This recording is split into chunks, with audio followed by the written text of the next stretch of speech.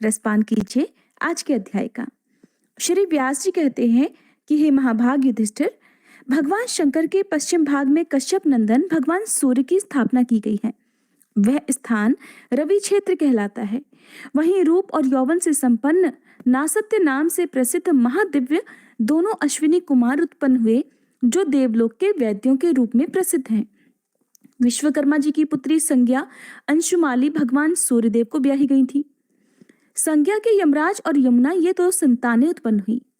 यमुना महानदी के रूप में प्रसिद्ध हुई।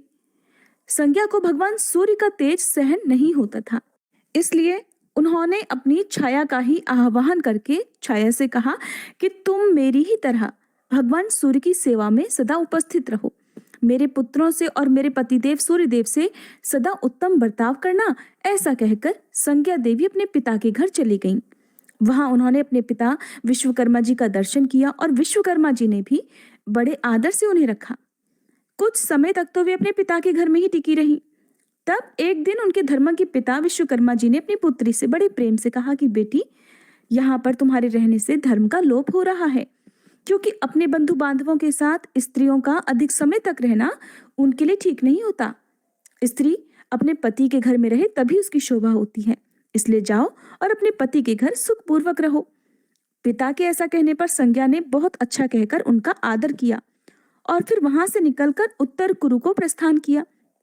वे तो सूर्यदेव के तेज से भयभीत थी ही, इसलिए एक घोड़ी का रूप धारण करके वो वहीं पर तपस्या करने लगी। इधर भगवान सूर्य ने अपनी दूसरी पत्नी को संज्ञा ही समझकर उसके गर्भ से 2 पुत्र और एक सुंदर कन्या को जन्म दिया। छाया अपनी संतानों के प्रति जैसा प्रेम पूर्ण बर्ताव करती थी, वैसा संज्ञा की कन्या और पुत्रों के साथ नहीं करती थी। लाड़ प्यार और भोजन आदि में वह हर दिन भेदभाव करती थी। यमुना ने तो उसके इस बर्ताव को सह लिया, किंतु यमराज से नहीं सहा गया। उन्होंने पिता के पास जाकर प्रणाम करके कहा कि तात, ये मेरी माता नहीं है। ये सुनकर भगवान सूर्यदेव ने छाया संज्ञा को बुलाकर कहा कि देवी, संज्ञा कहाँ चली गई? उनके बार बार पूछने पर भी जब उसने नहीं बताया, तब वे क्रोध में आकर शाप देने के लिए तत्पर हो गए, जिससे भयभीत होकर फिर उसने सारा वृतांत ज्यों का त्यों सुना दिया। सारी बात जानने पर सूर्यदेव विश्वकर्मा जी के घर गए और विश्वकर्मा जी से उन्होंने संज्ञा के बारे में पूछा। वे बोले, देव, संज्ञा आपके भेजने से मेरे घर आई जरूर थी, किंतु मैंने तो उसे फिर से वापस भेज दिया था। ये सुनकर भगवान सूर्य ने समाधि में स्थित होकर देखा कि संज्ञा घोड़ी का रूप धारण करके उत्तर कुरुक्षेत्र में तपस्या कर रही है। उन्होंने ध्यान के द्वारा ये भी समझ लिया कि तेज से असह्य होने के कारण वो मेरी ओर देखने में समर्थ नहीं हो सकी। आज 50 वर्ष बीत गए। उन्होंने पृथ्वी पर जाकर तपस्या की है। तब भगवान सूर्य बड़ी तेजी से संज्ञा के पास गए। उस समय वे धर्मारण्यपुर में आकर तपस्या में लीन थी। भगवान सूर्य को आया हुआ देखकर सूर्य पत्नी संज्ञा पुनः घोड़ी के रूप में स्थित हो गई।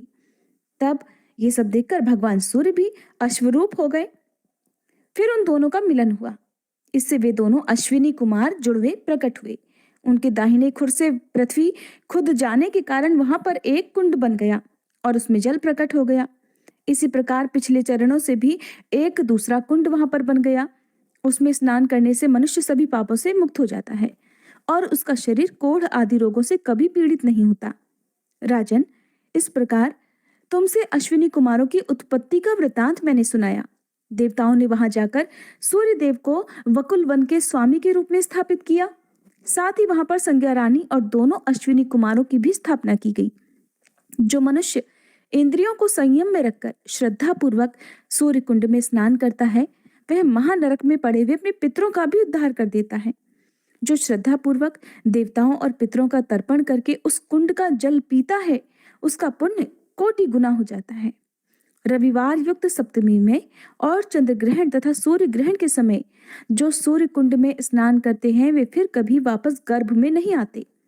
संक्रांति, व्यतिपात और वैधृति योग में पर्वों के अवसर पर शुक्ल और कृष्ण पक्ष की पूर्णिमा, अमावस्या और चतुर्दशी को जो सूर्य कुंड में स्नान करता है, उसे कोटि यज्ञों का फल प्राप्त होता है।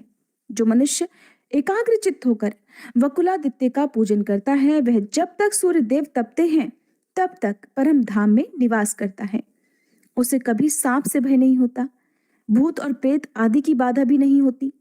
जो मनुष्य रोगग्रस्त हो वह सूर्य कुंड में 6 महीने तक स्नान करने से सभी रोगों से मुक्त हो जाता है।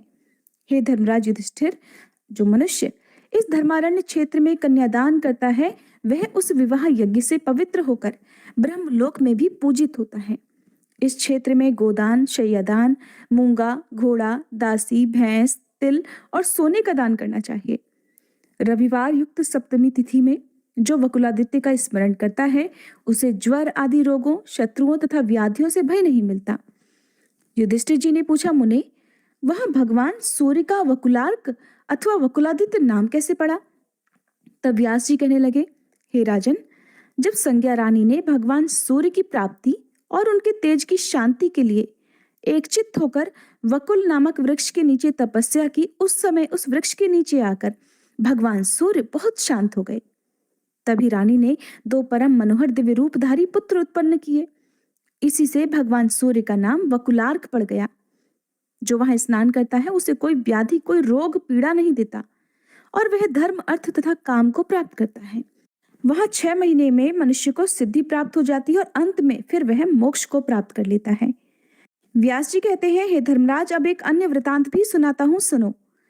धर्मारण्यपुर से उत्तर दिशा में देवराज इंद्र ने भगवान शंकर को प्रसन्न करने के लिए 300 वर्षों तक बड़ी कठिन तपस्या की। वृत्तासुर के वध से जो पाप लगा था उसे दूर करने के लिए ही इंद्र जितेंद्रिय और एकाग्रचित्त होकर भगवान शंकर की आराधना में लीन थे।